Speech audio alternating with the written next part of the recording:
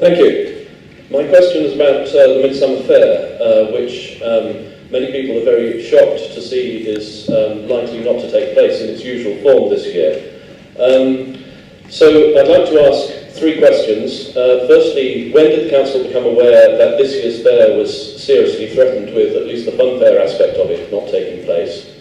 Why was it not possible to complete the necessary safety work following the accident in November last year in time for this year's fair? And what work still needs to be done to ensure public safety at events where there are fairgrounds in Cambridge? And how long does the Council expect this to take?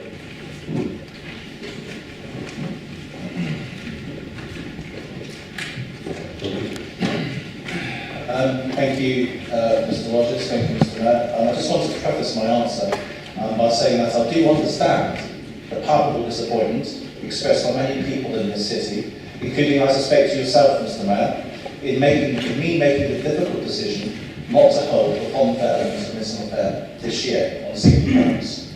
As members will know, a member of the public was seriously injured during preparations for bonfire night last November. As a result, an investigation by the Health and Safety Executive and the Council, and there was a Council review to events on open spaces.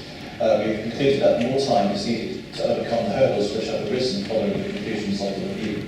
Now, in answer to Mr. Rodgers' three-part question, when did the Council become aware that this year's fair was seriously threatened? We were notified of the improvement notice, the HSE improvement notice, which I refer to, served on Cambridge Drive on the 28th of January.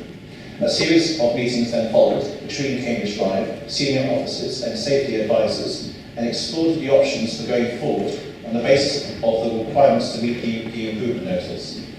The options considered, including running the fair as in previous years, a scaled-down version of the fun fair plus a traders fair, just the traders fair and a fallow year. But the strong professional advice to me was that in the interest of public safety, we should not have the fun fair this year, but the historic Midsummer Fair, the traders fair, will take place if the travelling community and traders want it. Second part of your question, Mr. Rodgers. Arrangements for the fun fair are complex. They involve 80 separate contracts with showmen. The fair comes on site over several days, set up rides and supporting vehicles, take up considerable space on the common, with families living alongside the fun fair. There is no single overall provider of the rides. Reconfiguring the fair to ensure that vehicles are completely separated from pedestrians and cyclists over the 10-day period of the event is extremely challenging, particularly given that Midsummer Common is a major through route to the city and it is not feasible to close footpaths for the whole period of the fair. The future contractual arrangements, the footprint of the fair, footpath closures and safe movement of vehicles, including the very large lorries that bring on rides, all need looking at.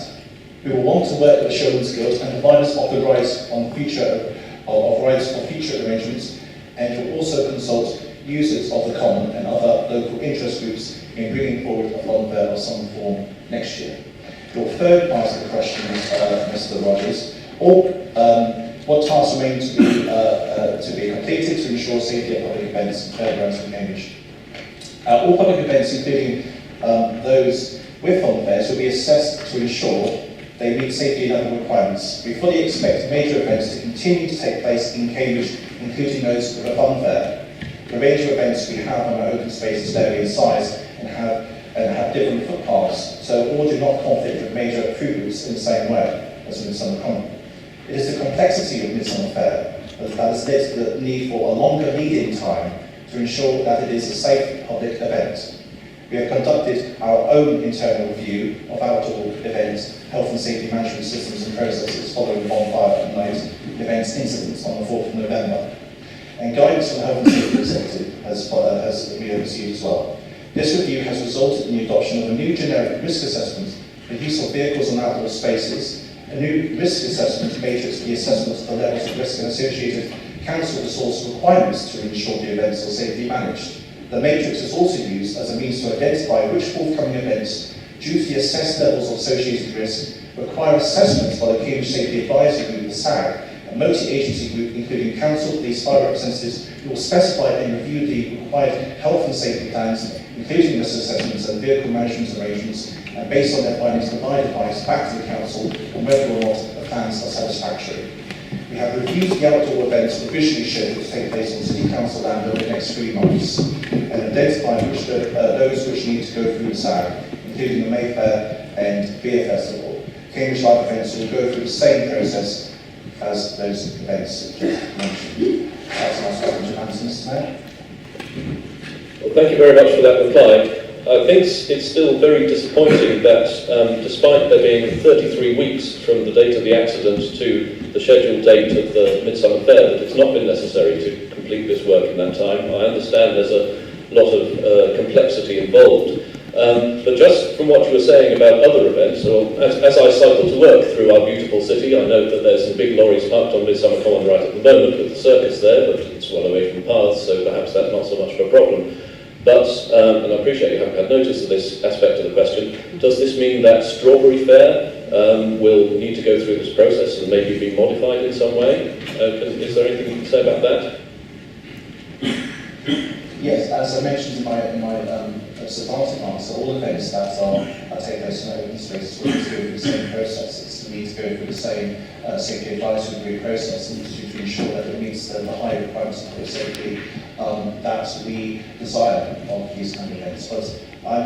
But I'm seeing as that I can't speculate, but my understanding is that I don't anticipate. It's a decision for the SAG, it's a decision for the council officers, but I don't anticipate Strawberry Fair being available because of the safety requirements because of the procedures that they have in place. Is that they deliver the same event over the last several years. There's no fun fairs, it's a completely different beast. So I hope and I suspect and I expect that the Strawberry Fair will take place this year. Thank you.